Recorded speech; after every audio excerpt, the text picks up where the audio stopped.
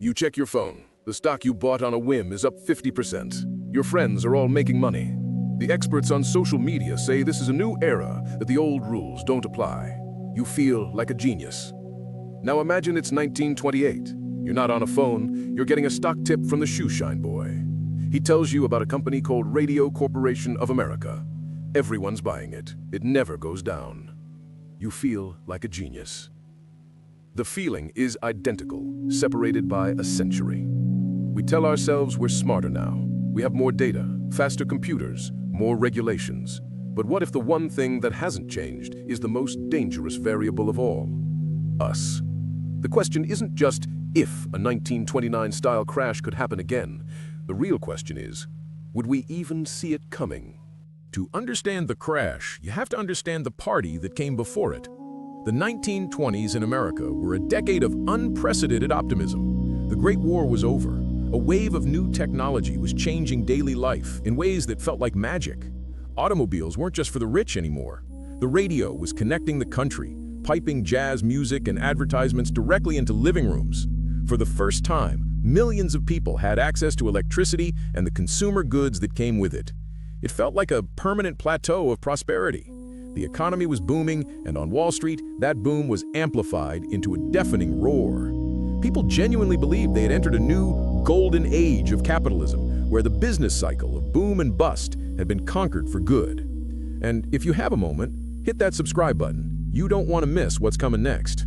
Before the 1920s, the stock market was the exclusive playground of the wealthy, the Morgans, the Rockefellers. But now it was being democratized. Brokerage firms opened offices in towns across America. Newspapers started printing daily stock quotes for a mass audience. And a powerful idea took hold. Stocks were a one-way ticket to wealth. It was pitched as a patriotic duty, a way for the common person to own a piece of America's success. People took their life savings, mortgaged their homes, and poured it all into the market.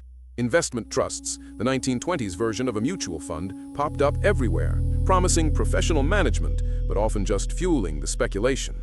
The market was no longer tied to the actual value or profits of a company. It was running on pure, unadulterated belief.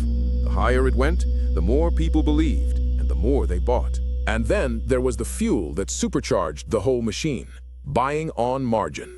It was the ultimate financial innovation of the era, and it was breathtakingly simple. You only had to put down 10% of a stock's price.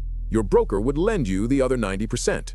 So with just $1,000 of your own money, you could control $10,000 worth of stock. As long as the market went up, you were a hero. A 10% rise in the stock's price meant you doubled your initial investment. The profits were immense, but there was a catch, a brutal, hidden catch. If the stock went down by just 10%, your entire investment, every penny you put in, was wiped out. And you still owed the broker the money you borrowed. It was a system that created millionaires on the way up and guaranteed absolute ruin on the way down. Not everyone was drinking the Kool-Aid. There were voices of caution. One of the most famous was an economist named Roger Babson. On September 5th, 1929, he gave a speech and said, "Sooner or later, a crash is coming, and it may be terrific." He warned that the market was detached from reality, fueled by borrowed money. And how did Wall Street react? They laughed. They called it the Babson break. The market dipped for a day and then shot right back up, hitting its all-time high. The experts of the day, prominent economists and bankers, dismissed him as a crank. They said he didn't understand the new economy. The incident perfectly captures the psychology of a bubble. The rational voices of warning are drowned out by the euphoric chorus of the crowd. Anyone who questions the endless party is seen as a fool. The party ended on Thursday, October 24th, 1929. The market opened and immediately began to plunge. There was no specific news, no single event. It was as if the collective belief that it held everything up simply evaporated all at once. The selling was frantic. The ticker tape, the machine that printed stock prices, couldn't keep up. It was running hours behind, so investors had no idea how much they were losing. Panic set in. Margin calls went out across the country, those letters and telegrams from brokers demanding more money to cover losses, money that almost no one had. The system that had created so much wealth on paper was now working in reverse, destroying it with terrifying speed. In the middle of the day, a glimmer of hope appeared. A group of the most powerful bankers on Wall Street, led by Richard Whitney, the vice president of the exchange, met to stop the bleeding. They created a fund, a banker's pool, to make large, conspicuous purchases of blue-chip stocks like U.S. Steel. Whitney walked onto the trading floor and with a loud, confident voice placed a massive buy order. It worked. The sight of the big money stepping in calmed the panic. The market rallied and closed the day with only moderate losses. Newspapers praised the bankers as heroes who had saved the day. For one weekend, it seemed like the crisis was averted. It was a dead cat bounce, a moment of false hope before the final, catastrophic plunge. The hope didn't last.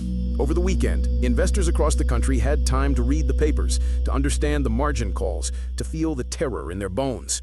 When the market opened on Tuesday, October 29th, the floodgates opened. This wasn't a panic. It was a complete, utter rout. Everyone was selling. No one was buying. The bankers' pool was powerless against this tidal wave. 16 million shares were traded, a record that would stand for nearly 40 years. By the end of the day, the market had lost another 12%. Billions of dollars in wealth, equivalent to trillions today, vanished into thin air. Fortunes built over a lifetime were wiped out in a single afternoon. The Roaring Twenties were over. The stock market crash did not, by itself, cause the Great Depression, but it was the trigger. It was the match that lit the fuse on a deeply flawed economic system. The wealth destroyed in the crash caused consumer spending to plummet. Businesses, unable to sell their goods, laid off workers. The layoffs caused spending to drop even further.